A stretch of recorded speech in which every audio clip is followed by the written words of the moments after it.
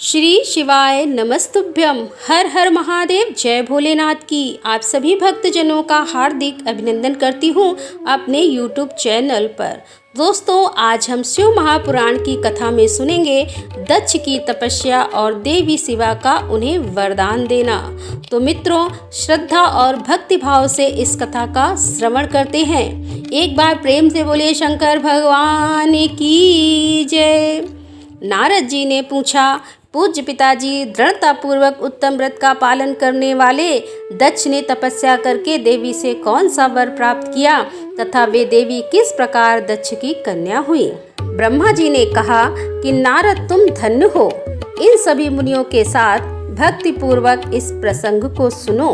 मेरी आज्ञा पाकर उत्तम बुद्धि वाले महाप्रजापति दक्ष ने क्षीर सागर के उत्तर तट पर स्थित देवी जगदम्बिका को पुत्री के रूप में प्राप्त करने की इच्छा तथा उनके प्रत्यक्ष दर्शन की कामना के लिए उन्हें हृदय मंदिर में विराजमान करके तपस्या प्रारंभ की।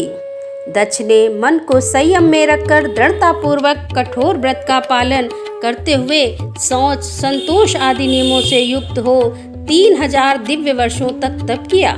वे कभी जल पीकर रहते, कभी हवा पीते और कभी सर्वदा उपवास करते थे।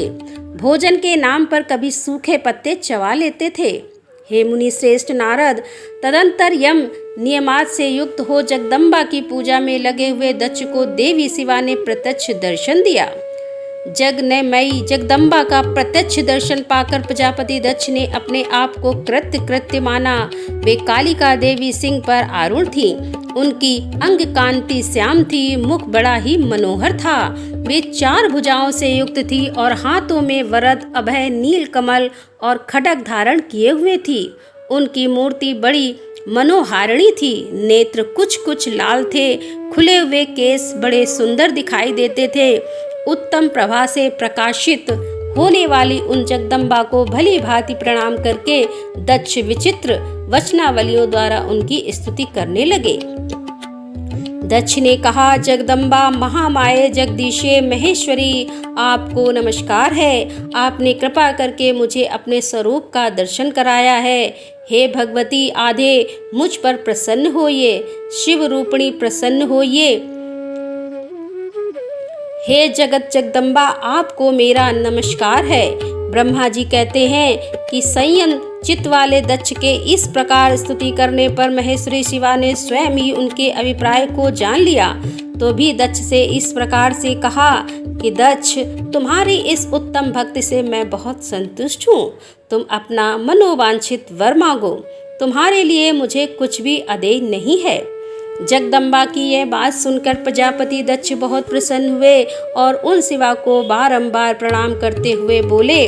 दक्ष ने कहा, हे जगदम्बा, हे महामाये, यदि आप मुझे वर देने के लिए उद्यम हैं तो मेरी बात सुनिए और प्रसन्नता पूर्वक मेरी इच्छा पूर्ण कीजिए। मेरे स्वामी जो भगवान शिव हैं, वे रुद्र नाम धारण करके ब्रह्मा जी के पुत्र रूप से अवतीर्ण हुए हैं। वे परमात्मा शिव के पूर्णावतार हैं, परंतु आपका कोई अवतार नहीं हुआ। फिर उनकी पत्नी कौन होगी? अतः हे शिवे, आप भूतल पर अवतीर्ण होकर उन महेश्वर को अपने रूप लावण्य से मोहित कीजिए। हे देवी, आपके सिवा दूसरी कोई स्त्री रुद्रदेव को कभी मोहित नहीं कर सकती। इसीलिए आप मेरी पुत्री होकर इस समय महादेव जी की पत्नी होइए। इस प्रकार सुंदर लीला करके आप हर मोहिनी भगवान शिव को मोहित करने वाली बनिए।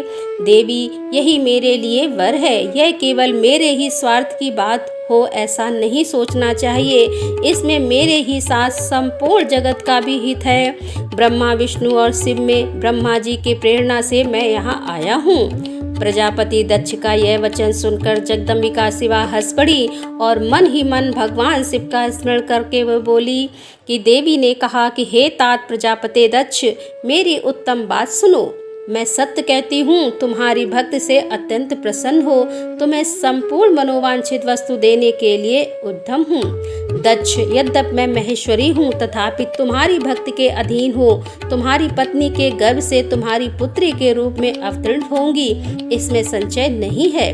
अनग मैं अत्यंत दूसरा तपस्या करके ऐसा प्रयत्न करूंगी कि जिससे महादेव जी का वर पाकर उनकी पत्नी हो जाऊं।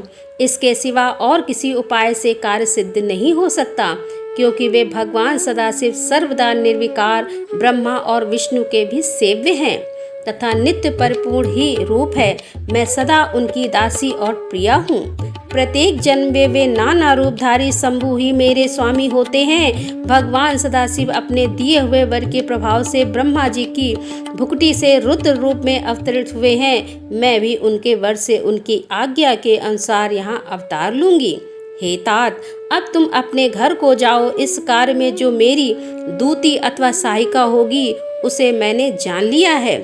अब शीघ्र ही मैं तुम्हारी पुत्री होकर महादेव जी की पत्नी बनूंगी। दक्ष के यह उत्तम वचन सुनकर मन ही मन शिव की आज्ञा प्राप्त करके देवी शिवा ने शिव के चरणार बिंदु को चिंतन करते हुए फिर कहा कि हे प्रजापते, परंतु मेरा एक प्रण है, उसे तुम्हें सदा मन में रखना चाहिए।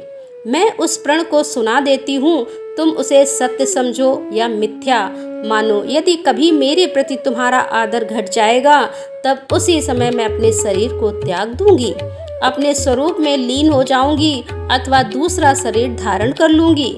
मेरा यह कथन सत्य है। प्रजापति, प्रत्येक सर्ग या कल्प के लिए तुम्हें यह वर दे दिया गया है। मैं तुम्हारी पुत्री होकर भगवान शिव की पत्नी होंगी। मुख्य प्रजापति दक्ष ने ऐसा कहकर महेश्वरी शिवा उनके देखते देखते वहीं अंतर्ध्यान हो गई। दुर्गा जी के अंतर्ध्यान होने पर दक्ष भी अपने आश्रम को लौट गए और यह सोचकर प्रसन्न रहने लगे कि देवी शिवा मेरी पुत्री होने वाली है। तो दोस्तों, यहाँ पर कथा का समापन करते हुए आगे की कथा लेकर हम आपके सामने फिर उपस्थित होंगे। तब तक के लिए हर हर महादेव, जय भोलेनाथ की।